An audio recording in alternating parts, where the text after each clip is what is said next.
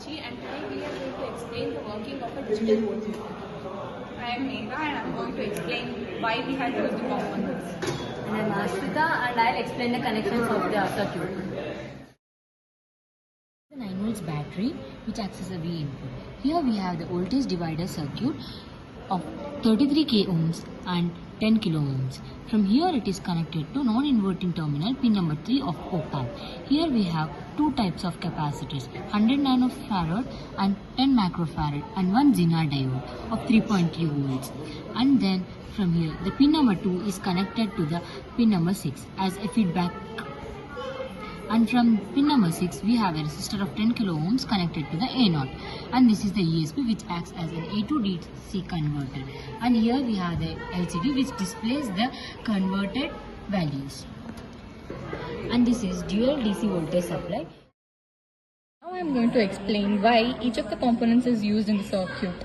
Voltage divider resistors R1 and R2 to reduce the input voltage to a level safe for ESP8266 analog to digital pin.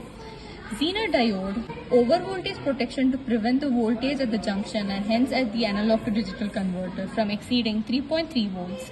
Capacitors 10 microfarad and 100 nanofarad to filter out noise and stabilize the voltage at the junction. Op-amp to buffer the voltage from the divider so that the measurement does not affect the circuit being measured, i.e. to provide high input impedance and low output impedance. 10k resistor from op-amp at the op-amp output to limit current into the analog to digital pin of ESP8266 in case of an accidental overflow. The battery is used as a source to check the voltage at the output if it is measuring properly.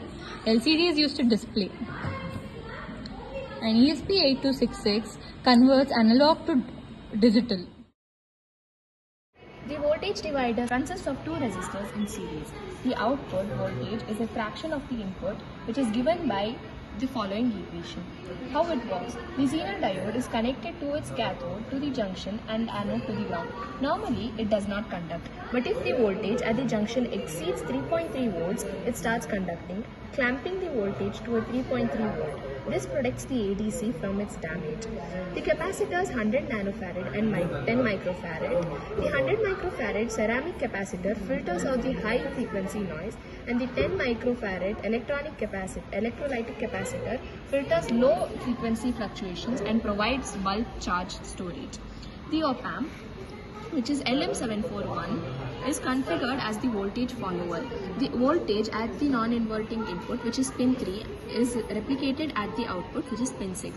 This is necessary because the voltage divider may be affected as we draw current from it. The op-amp has a very high input impedance and very low output impedance, so it can drive the ADC without the voltage dropping. The pin 3, which is non-inverting input, is connected to the junction. Pin 2, which is inverting input, is connected to the output, pin 6, to form a feedback loop for unity gain. Pin 7 is connected to 5 volts, which is the power supply from ESP8266, and pin 4 is connected to the ground. The 10k resistor at the op-amp output acts as a simple current limiter. The ADC input has very high impedance, so it drops the voltage across the resistor and it is considered negligible. The overall circuit design acts as a digital voltmeter that can be used to find the voltage of any component. These two pins can be used to find voltage of any other component. Now let us find the voltage of the battery using those two pins. The voltage is displayed as approximately to 9.